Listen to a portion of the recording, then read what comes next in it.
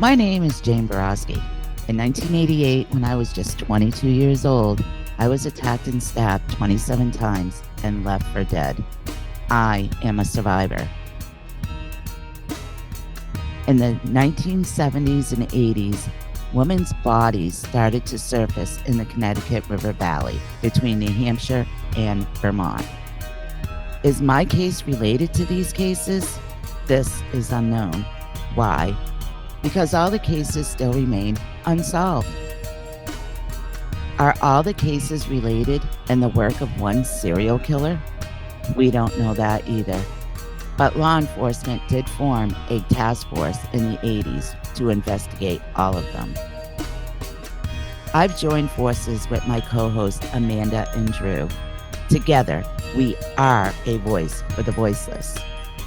We advocate for those who cannot advocate for themselves while remaining factual and engaging with empathy. The Invisible Tears team is transparent and opinionated, never claiming to be anything we are not. We aren't law enforcement, we aren't private investigators or journalists. We are victim advocates who care and want to help families.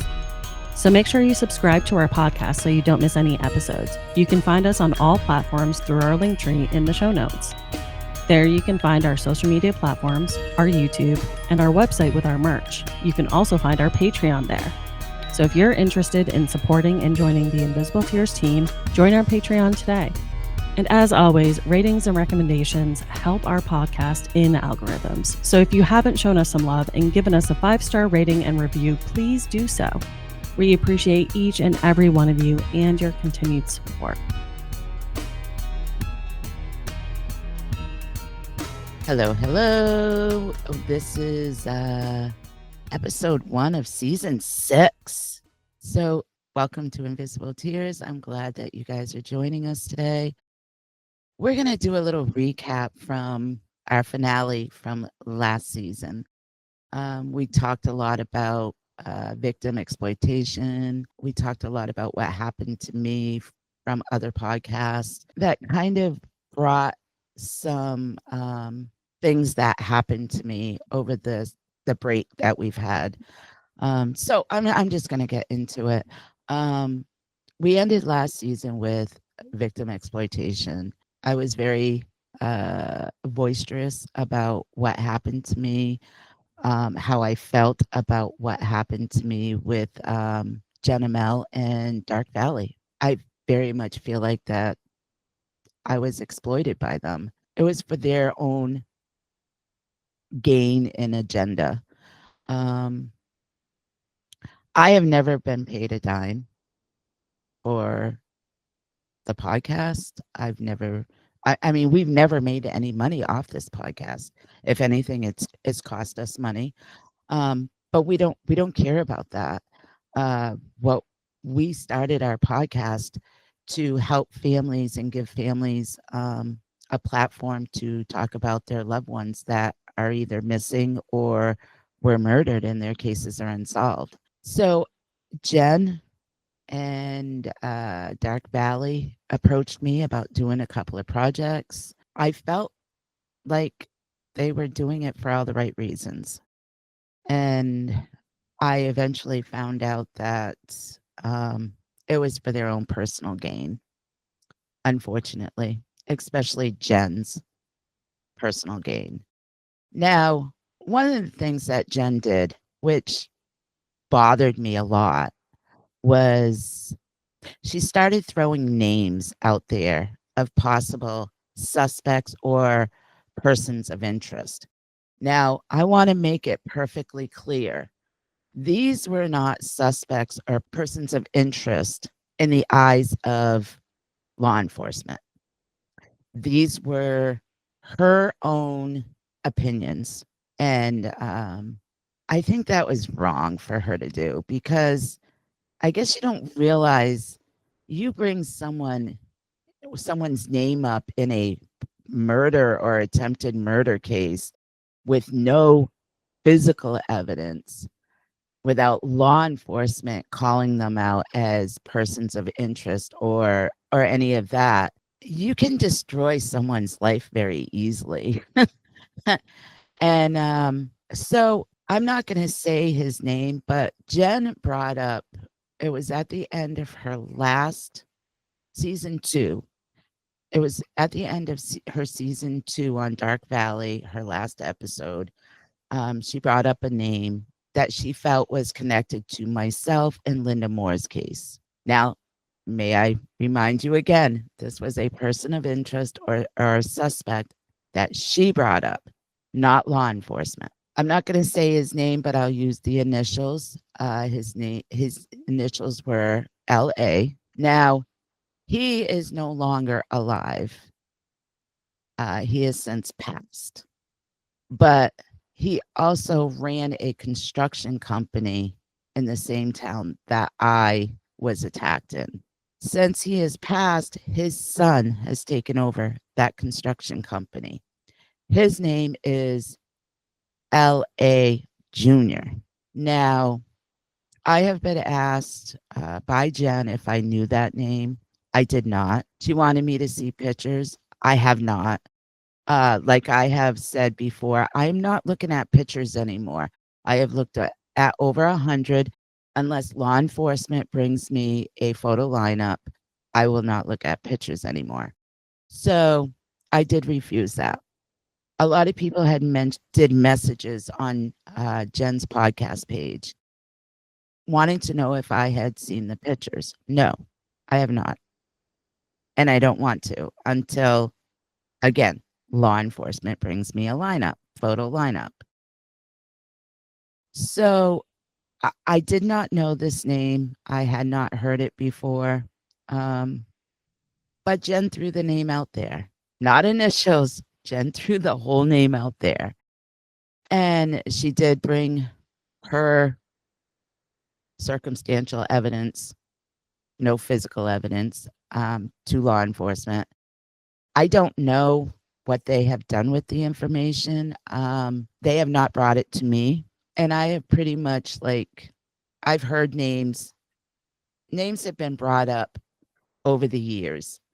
And I don't listen to it anymore because I want law enforcement to investigate these cases and these people fully before they bring it to me. Now, I think it's very irresponsible for a podcaster to throw these names out as suspects or a person of interest. I mean, his son has a business that he's running. Now, if people hear that she's throwing this name out there as a person of interest or a suspect, I mean that can do some damage to a business. Never mind, I just think it's wrong. Morally wrong. Well, a few weeks ago, my son has been tearing his house down and he's replacing it with a new double wide on his property. He had some friends help him do some demolition work. I've known some of these friends for a long time. I haven't seen them for a while, but you always know your kids' friends. So I did know his friend for a while. I'm standing there, and all of a sudden he comes up to me and he says, "Do you know LA?" And he said his name. I was like, "No." And because I don't know him, I knew where he was going with this, though. He says, "Well, he knows you." And I said, "Well, I don't know him." And he said again, "He knows you." And I said, "I'm sorry, I don't know him." And he said, "Well, I just want you to know I work for him and he's a really, really nice guy. Really, really nice guy." And I felt really bad. I was like, here this guy is having his father's name thrown out there, and he could very well be a really good person. His son could be a very good person, running a business. And, I felt really bad for him. Um, I kind of dropped the subject. He dropped the subject. Devin's friend dropped the subject. And, it's you throw names like that out there, you don't realize the damage you can do to someone's life. And it really bothered me. Really, really bothered me a lot. I felt kind of guilty. Like, am I responsible for his name being thrown out there like that? Not one Um, bit. Not one bit. But I understand. I understand what you're saying. I don't know. It's because of her actions, because of what Jen done and did with her podcast, it's like I'm feeling the repercussions of it now.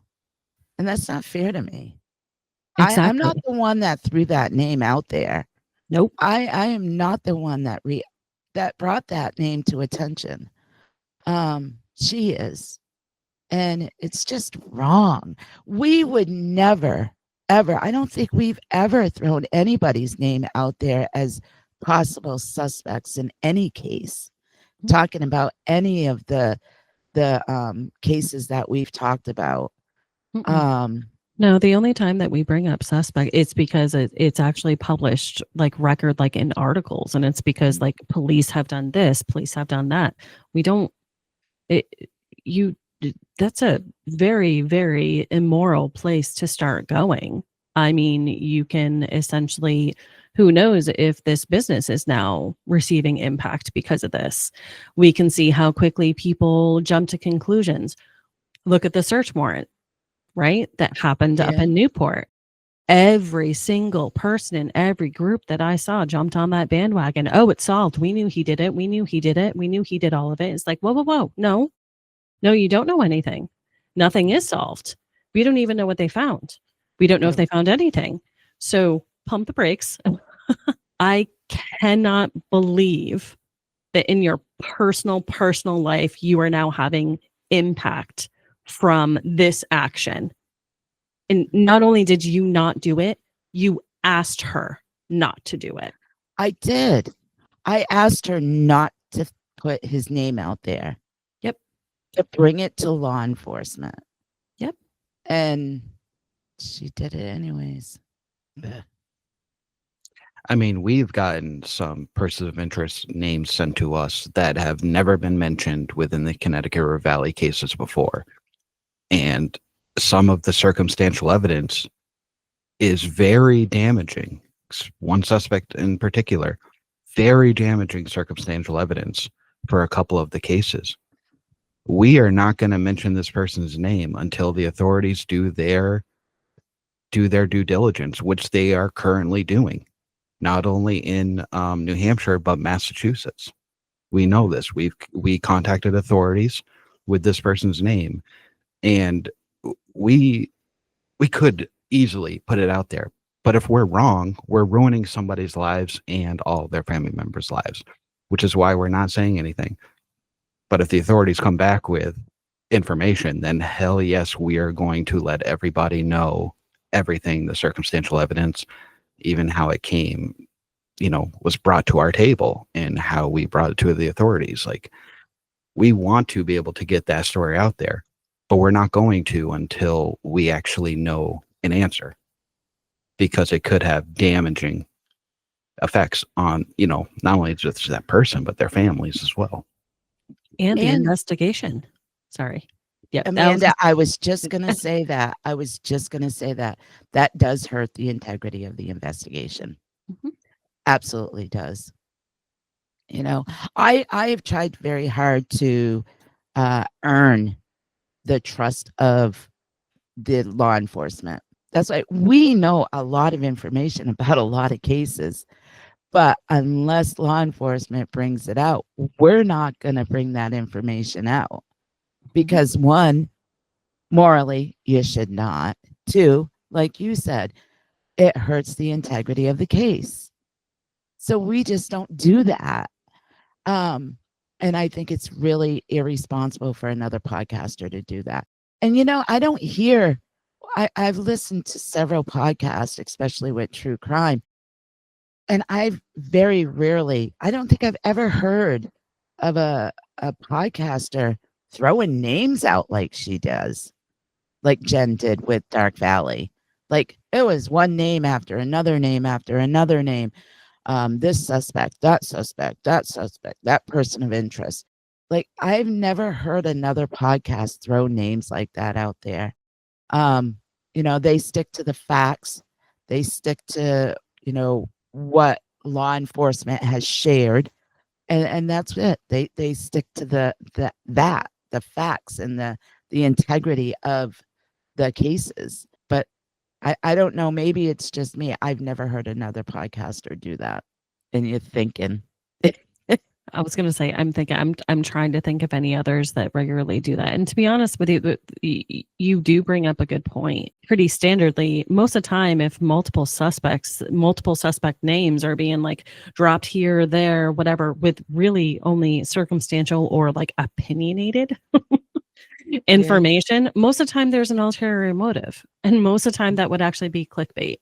And then that can elude you to, okay, this person is actually creating this media most likely for the wrong reasons. A good friend of ours posted this, and she's posted a few things. She's another podcaster, and she's shown us an enormous amount of support. Victim exploitation does not equal victim advocacy. And that is so true. The support that we have gotten since we did our finale and exposing this victim exploitation, has been amazing. It really has been really amazing. We have great followers. We do. We really do. We do. Mm. I find myself always calling us a family now. And that doesn't just include like our Invisible Tears team. I am actually calling us an Invisible Tears family. And that goes for all of our, followers and subscribers too. Yeah, absolutely. Yep, Amanda, you're right. We're going to have to take a break. I got to pee. Much better. Now, back to the episode. I actually just want to take a moment just for clarification, because I know that with our season 5 finale, and now with this too, we've repeatedly said, when we're talking about Dark Valley, we've repeatedly said season 1 and season 2. I just want to do some clarification because of the way that it was actually posted. And I realized this a couple of weeks ago. For those of you that are listening, when we say season 1, we mean chapters 1 through 12. In our minds, we're thinking that chapters 13 through however much she went down, 13 on, is season 2, just because of the drastic break. But she didn't actually post it as that. It's all actually listed out on the podcast networks as all one season. So just for clarification. Oh, I didn't know that. Mm-hmm. That's to make sure that they could still use James's material, because James was signed on for 1 season of Dark Valley. Yep. Yeah, that's not lost on us.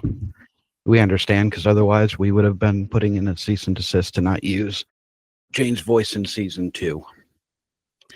But since there was no season 2, it can't be done. Well played.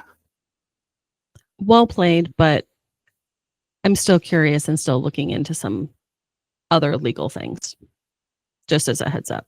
Yeah. Yep, you're right, Drew. That's exactly why that was done. So Jane's walking around in her everyday life in her small town where she knows everyone, where most everyone knows her. She's extremely connected. Her family is, her husband's family, her kids are, you know what I mean? Walking around in her town, and has to essentially be told by someone, oh, this is a good person, blah, blah, blah, blah, blah. This is a good person. Just so you know, this is a good person. I work for this person. This is a good person. Jane isn't the one that put this name out there. No. Nor she didn't want it out there. She asked for it not to be put out there.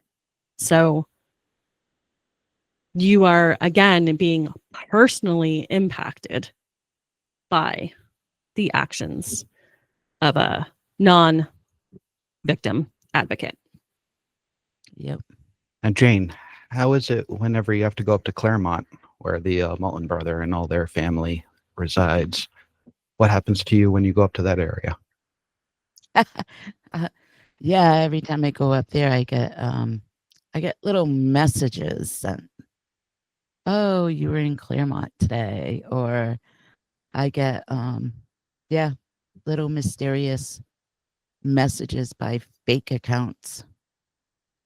Um, you know, a lot of people know me, whether it's this area, Keene area, um, especially since I've done quite a few shows the past, I don't know, 10 years or so. Um, People know me. I've had a lot of people come up to me and say, "Oh, I know who you are. I'm sorry this happened to you," or most of the responses of people that have come up to me have been very, very positive. Um, I've had a couple of people follow me around in a store before and stalk me a little bit. That was kind of weird. But then I've had, a couple of girls come up to me and be totally excited that they met me because they listen to our podcast and watch our podcast on YouTube. So, I mean, a lot of people know me, especially in Swansea, Winchester, Hinsdale area. I'm very well known. I've been here for 40 years. They're not big towns, big cities. They're, fairly small. If you know one person, I guarantee you that person knows, if you meet someone, say I meet someone, I'm almost positively sure they know my son or my husband. It's they know a lot of people. Um, so yeah, I mean, a lot of people know me and know who I am, and I'm sure that's how L.A. found out. L.A. Junior uh, found out about the name being thrown out there. Now I don't know if maybe law enforcement went and talked to him and mentioned my name. I doubt that happened. I don't think that happened. Um, but I'm sure a lot of local people do listen to our podcast, and a lot of local people have listened to Dark Valley. Mhm. So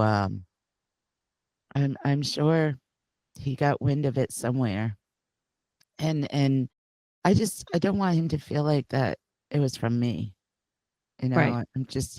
I, I'm on today because I want people to know this wasn't me that did this.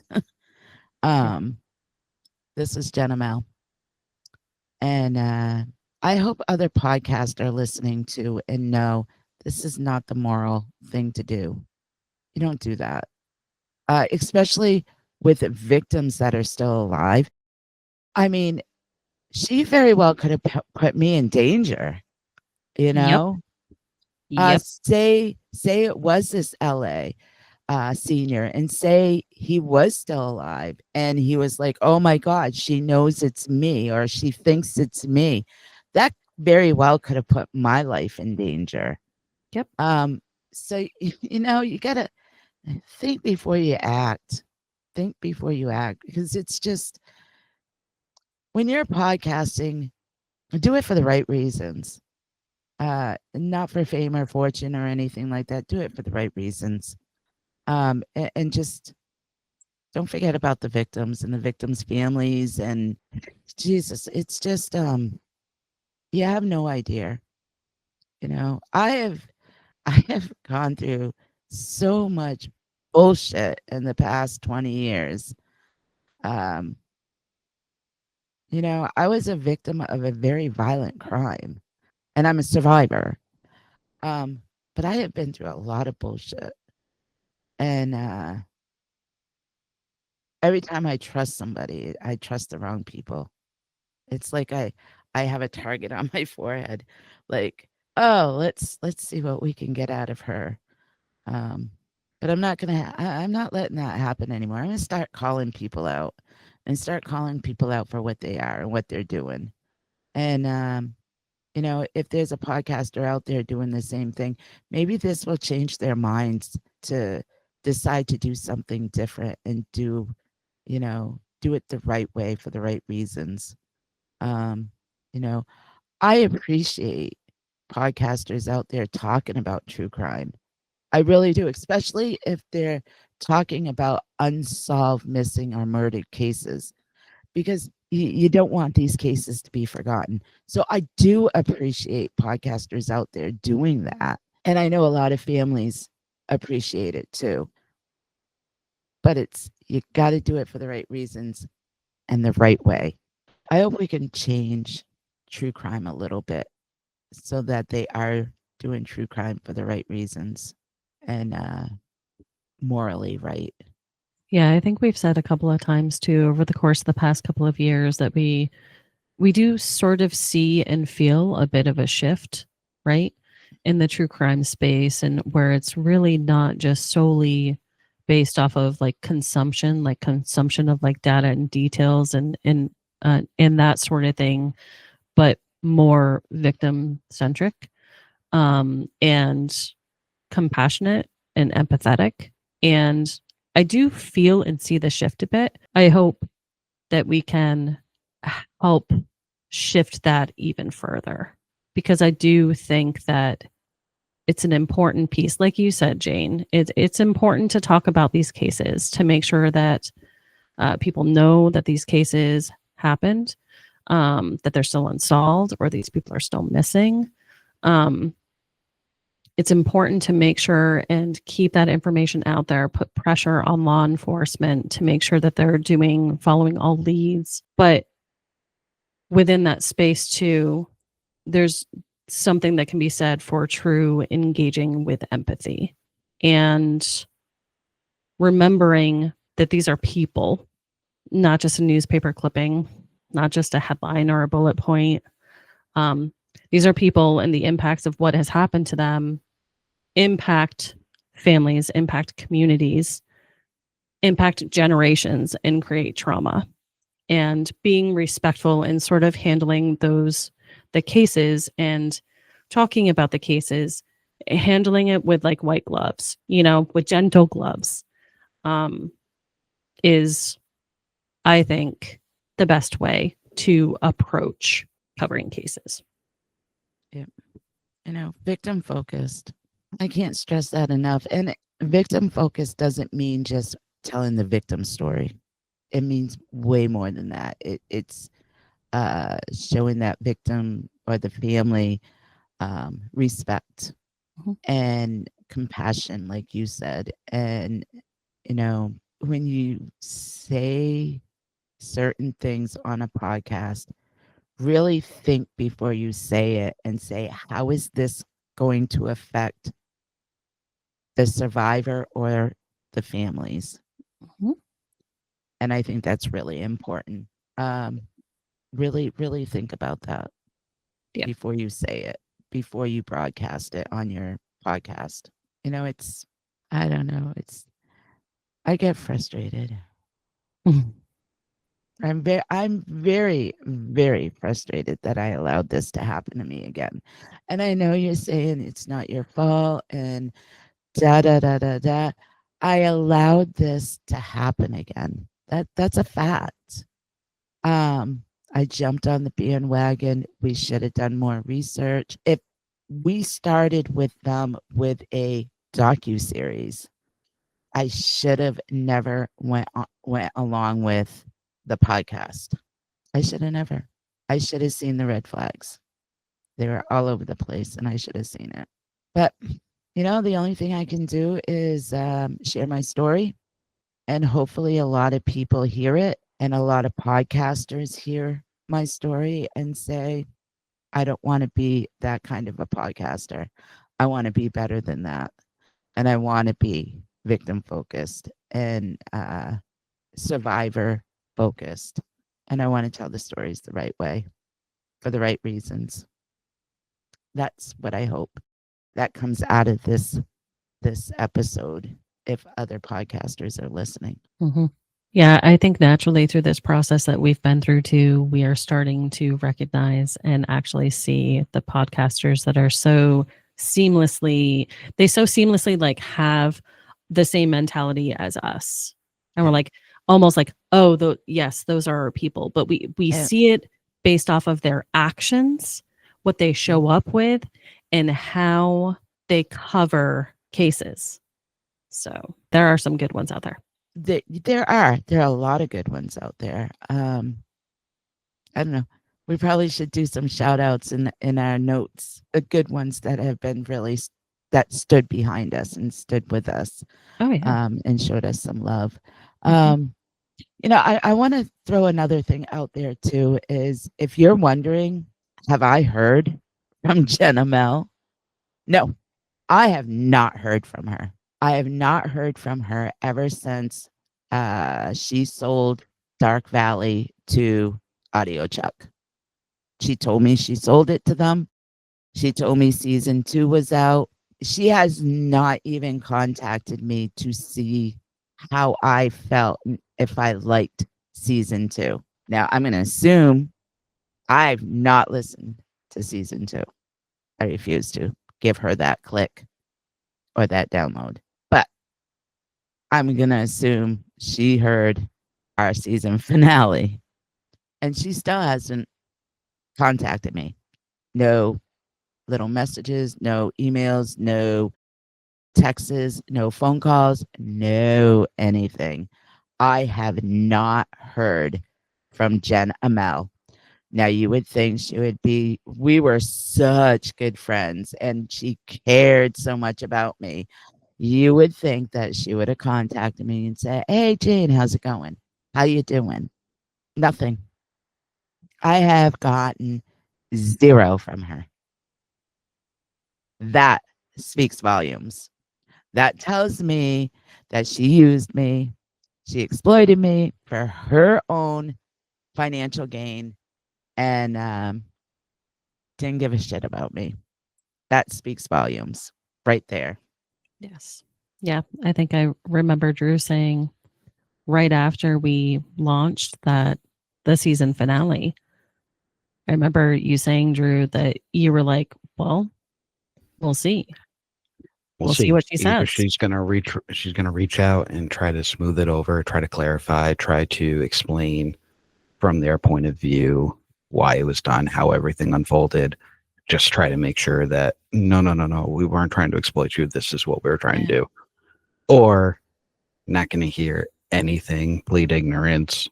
I don't know what you're talking about. We never did any of that. Da, da, da, da. So that's how we kind of took it internally. We're like, we'll just wait and see. We'll let that speak for itself. Believe it has. Absolutely. I mean, I didn't even get a phone call or a text message saying, "Oh my God, I'm sorry that you felt that way. Let's talk about this. That's not what my intentions were." Or I got nothing from her. Crickets, nothing. She totally ghosted me. Like, I got nothing from her. And that, like I said, speaks volumes. That tells me that I meant absolutely freaking nothing to her. And I'm not going to say that didn't hurt because I really thought we were good friends. I shared a lot with her. I shared a lot with her. I would never do that. We share a lot with Trish Haynes' family, uh, Maura Mora's family, and we always stay in contact. Hey, how you doing? You know, one way or another, we always stay in contact with each other. And we've done their stories on our podcast. And we always stay in contact. I don't think we've gone a few months without not hearing from Val, from Trish Haynes' family, or Julie and Fred from Maura Mora's family. But I have Yeah. heard nothing from Jen. I think it's been almost a year since she contacted me.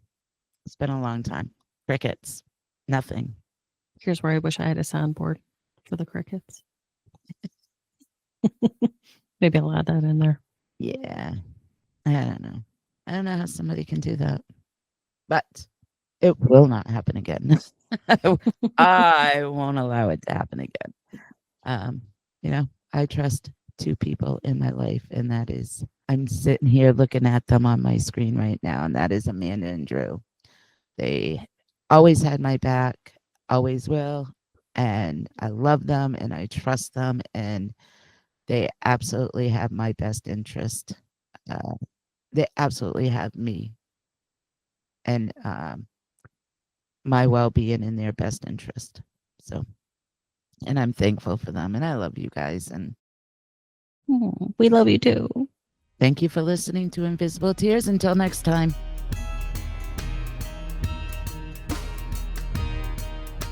Thank you all for listening to this episode of Invisible Tears. Make sure you subscribe to our podcast so you don't miss any future episodes.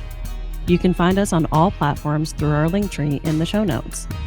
There you can find our social media platforms, our YouTube, and our website with our merch. You can also find our Patreon there. So if you're interested in supporting and joining the Invisible Tears team, join our Patreon today. And as always, ratings and recommendations help our podcast in algorithms. So if you haven't shown us some love and given us a 5-star rating and review, please do so. We appreciate each and every one of you and your continued support.